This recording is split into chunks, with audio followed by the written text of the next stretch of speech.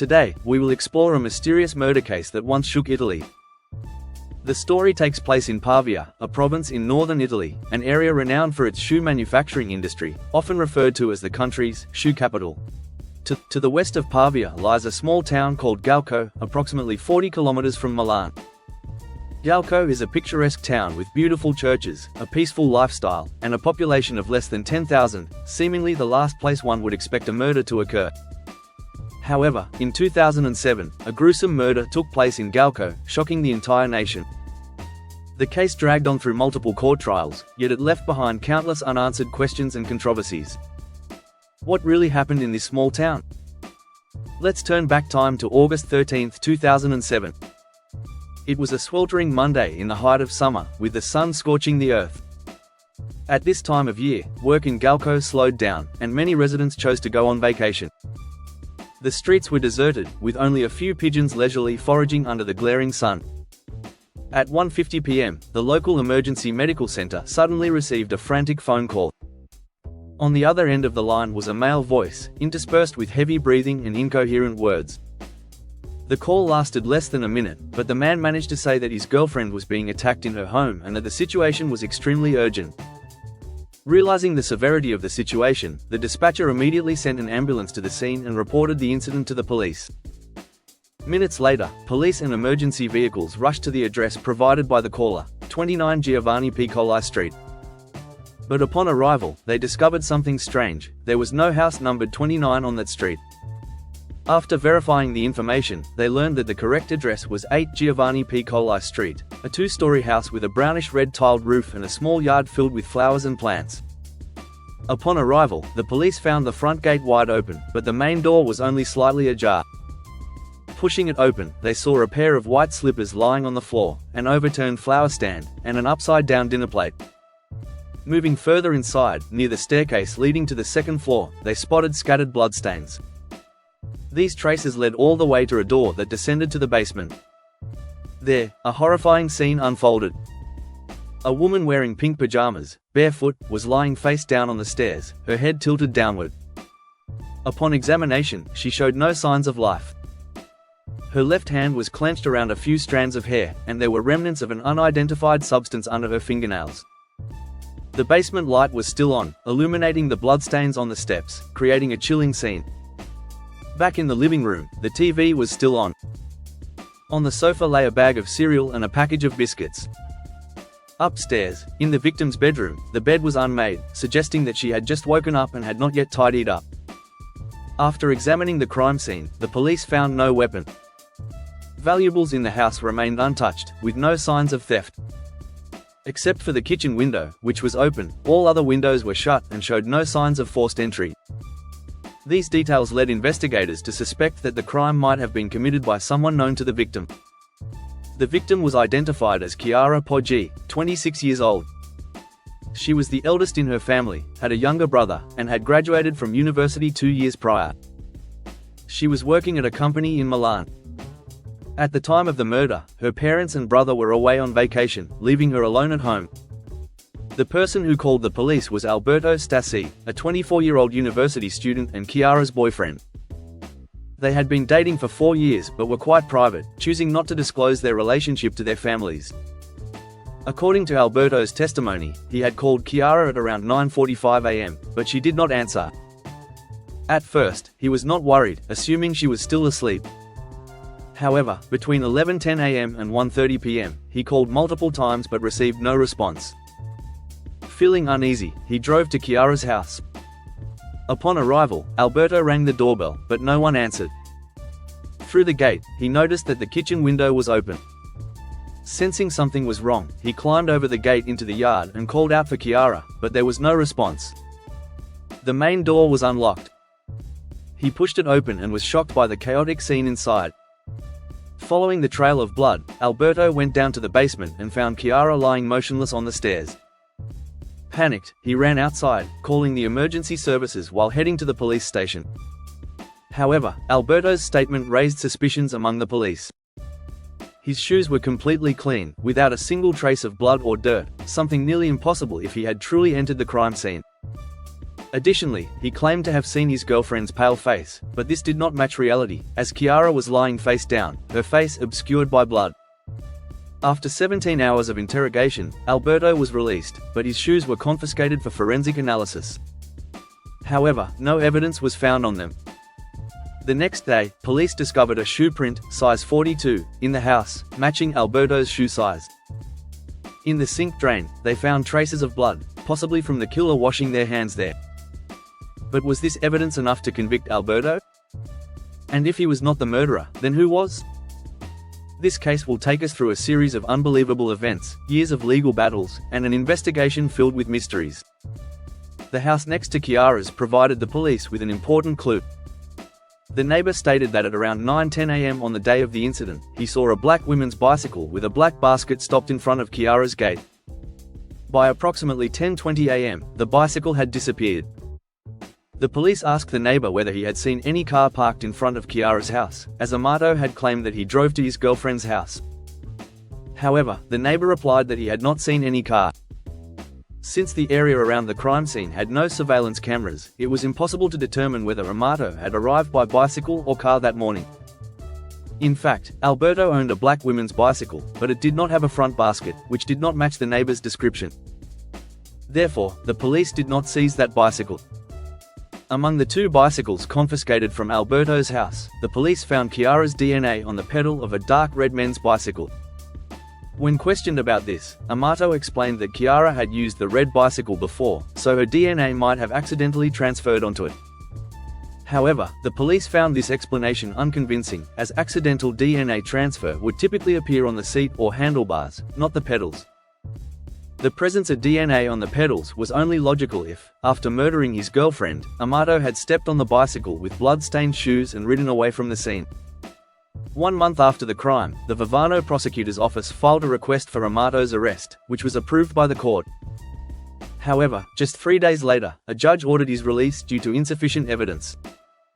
According to Alberto's statement, on the morning of the incident, he was using his laptop to write his thesis. Computer forensic experts analyzed the device and concluded that it had been in continuous use from 9:35 a.m. to 12:20 p.m. that day.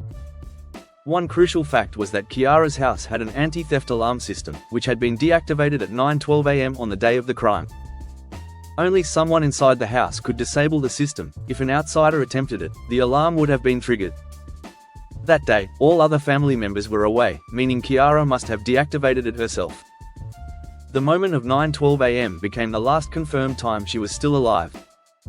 However, a suspicious detail emerged. Crucial log data on Alberto's computer had been lost, preventing investigators from verifying whether the laptop was actually used between 9:12 and 9:35 a.m. Although Chiara's DNA was found on the bicycle pedal, no hemoglobin was detected, meaning it could not be confirmed as blood. Despite the lack of direct evidence proving Alberto's guilt, the prosecutor's office decided to charge him with murder. The investigation later uncovered a hidden folder on Alberto's computer containing numerous sensitive photos and videos. Chiara's parents sought help from her cousin, who was a computer engineer. He proposed an important theory. On the morning of the crime, someone had used the laptop to upload a photo of Alberto and Chiara together at the beach. The person using the computer was not Alberto but Chiara herself, as the photo contained a date annotation, a habit of hers. After murdering Chiara, Alberto might have taken the laptop home. Later, upon discovering that the photo upload log could serve as an alibi, he decided to hand over the computer to the police. A year later, the investigation made a critical breakthrough. After analyzing the shape and distribution of bloodstains in the house, forensic experts determined that when the killer discovered Chiara collapsed on the basement stairs, they had definitely stepped toward the basement door. During this movement, no matter how careful they were, the soles of their shoes could not have avoided contact with the blood.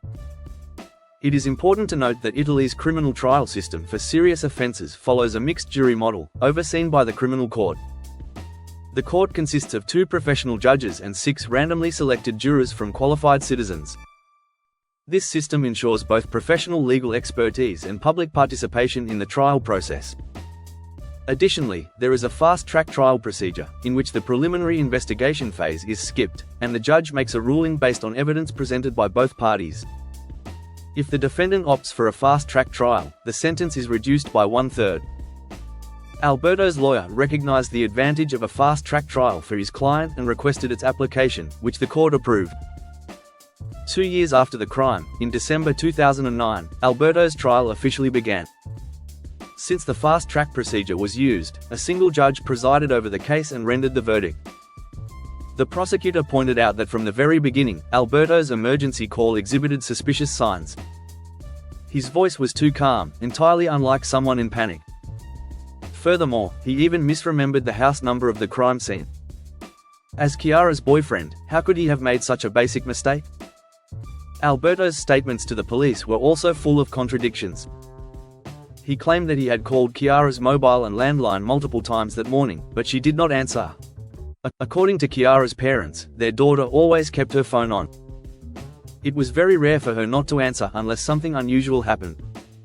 If she had been murdered at that time, this could explain it. Moreover, all the windows in the house, except for the kitchen window, were closed. This was very strange because Chiara did not have the habit of sleeping in. After waking up, she usually opened the windows for ventilation. It is possible that she had just woken up when she was attacked. The photos and videos on Alberto's laptop may have been the cause of their conflict. They argued about this, and the situation gradually escalated. After committing the crime, the suspect did not attempt to hide his actions. He took the laptop and left the scene. There was a lot of blood on the floor. If he had really been inside the house that day, his shoes would have left traces. The bicycle pedal also had the victim's DNA, and the defendant's shoe size matched the footprints found at the scene. All these factors pointed to one thing: Alberto was the murderer. In response to the prosecution's accusations, the defense lawyer argued that Alberto's voice during the phone call could not be used as evidence to draw conclusions. People's reactions to unexpected situations vary.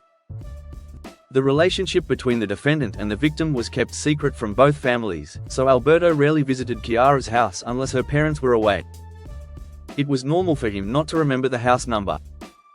Regarding the phone signal issue, the distance from Chiara's house to the police station was less than 500 meters, very close.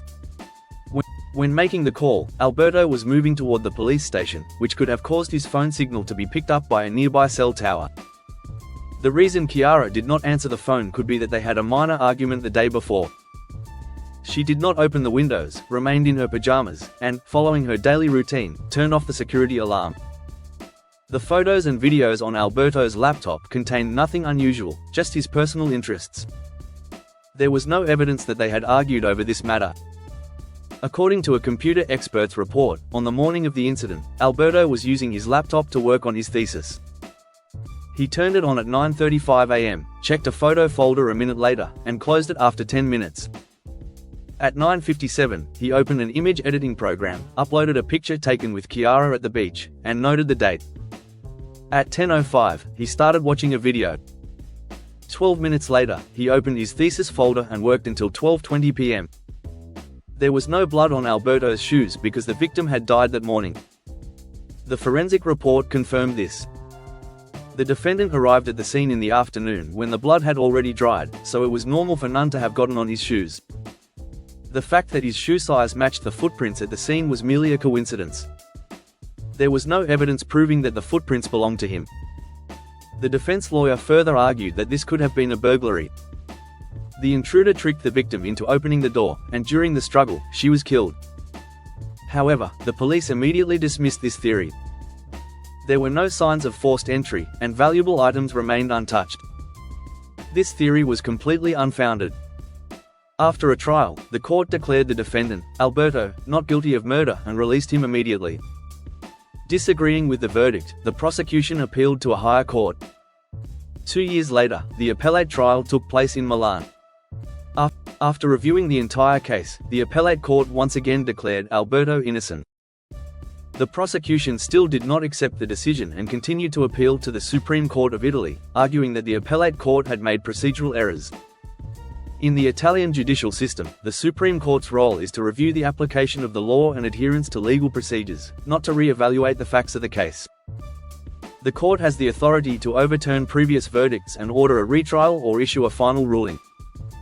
After careful consideration, the Supreme Court found issues with the appellate court's decision.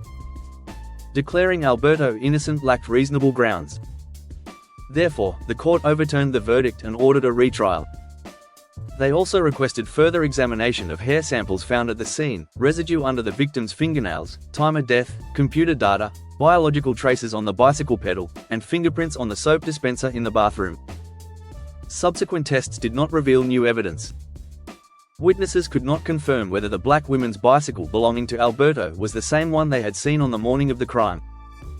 However, the prosecution discovered a significant detail: the bicycle pedal containing Chiara's DNA was not the original one. The manufacturer confirmed that it might have been replaced with a pedal from another woman's bicycle in Chiara's house. Experts analyzed Alberto's movement patterns at the scene and concluded that, even if the blood had dried, the likelihood of him not stepping in it was almost zero, only 0.0038%. If he had gone to the basement staircase, the probability was even lower. 7 years after the crime, in December 2014, a retrial took place at the Milan Court of Appeals. Based on computer simulation analysis and inconsistencies in Alberto's testimony, the court found him guilty of murder and sentenced him to 24 years in prison. However, due to a fast-track trial procedure, his sentence was reduced by 1/3 to 16 years. Upon hearing the verdict, Alberto hugged his mother tightly, tears streaming down his face, but he said nothing. Alberto later appealed to the Supreme Court.